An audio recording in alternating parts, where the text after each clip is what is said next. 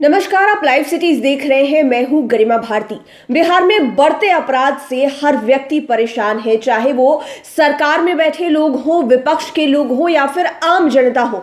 हर कोई चाहता है कि बिहार से अपराध और अपराधी जड़ से खत्म हो जाए, लेकिन इसके लिए जरूरी है कि सरकार कुछ ऐसे कदम उठाए जिसका डर जो है वो अपराधियों के मन में बैठे और वो अपराध करने से पहले एक बार से जरूर सोचे कि अगर कानून का डंडा बरसे तो उनकी खैर नहीं रहेगी।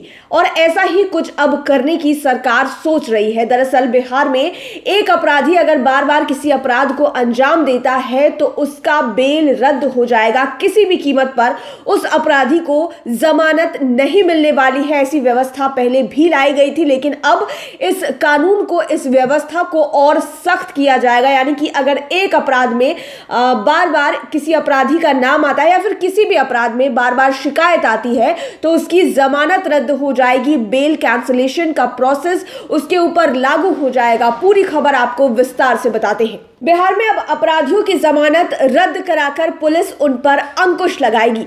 9 साल पहले बिहार पुलिस द्वारा शुरू की गई इस मुहिम का खौफ अपराधियों में दिखा था, लेकिन वक्त के साथ जमानत रद्द कराने की कार्रवाई सुस्त पड़ गई थी।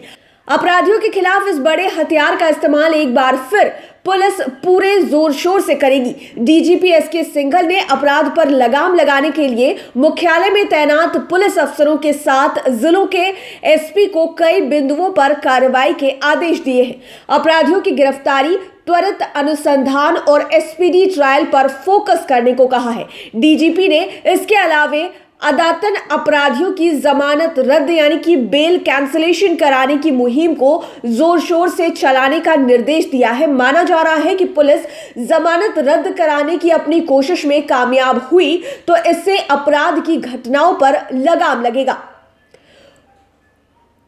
जमानत मिलने के बाद दोबारा अपराध में शामिल होने के साक्ष्य मिलते हैं तो पूर्व के मामले में मिली जमानत रद्द कराई जाएगी। ये सबसे बड़ी बात होगी इस अनुसंधान की, इस मुहिम की, जहां पर अगर पहले किसी मामले में जमानत मिल चुकी है अपराधी की और दोबारा किसी भी मामले में अगर वो अपराध करता हुआ पकड़ा जाता है, संलिप्त पाता है, तो पहले की मिली जमानत भी उसकी रद्द करा दी जाएगी।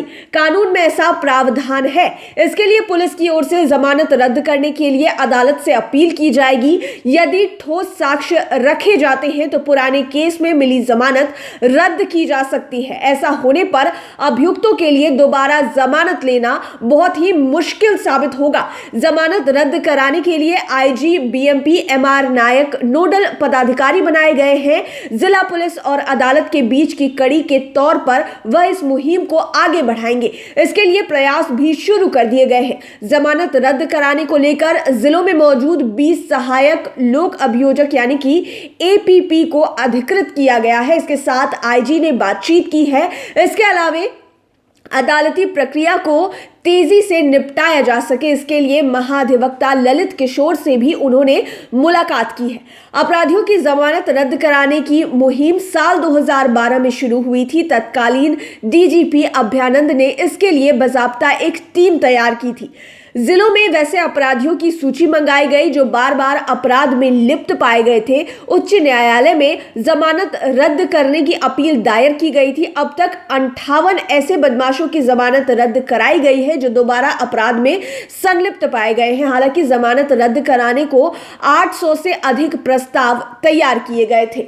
तो साल 2012 में शुरू हुई ये मुहिम दोबारा से शुरू होने जा रही है। पटना पुलिस इसको शुरू करने जा रही है और ये जो प्रक्रिया है वो अपराध को रोकने में काम आएगी, ऐसा कहा जा सकता है, क्योंकि जैसा कि रिकॉर्ड्स बता रहे हैं जब 2012 में इसकी शुरुआत हुई थी तो अपराधियों में इसका खौफ दिखा था। बड़ी बात यह है कि अगर कोई अपराधी पहले से किसी मामले में जमानत पा चुका है और दोबारा किसी मामले में संलिप्त पाया जाता है, शिकायत आती है, तो पहले वाली जमानत भी उसकी रद्द हो जाएगी। यानी कि सभी मामले फिर से उसके ऊपर आ जाएंगे, फिर से वो अपराधी उस मामले में करार हो जाएगा। देखने वाली बात यह होगी कि पुलिस की इस मुहिम का कितना असर पड़ता है अपराधियों पर और ये मुहिम को कितनी स्ट्रांगली, कितनी मजबूती से पुलिस चला पाती है। लाइव सिटीज के साथ आप बने रहें, हमारे चैनल को सब्सक्राइब करें। लेटेस्ट अपडेट्स के लिए फेसबुक पेज को जरूर लाइक करें। धन्यवाद।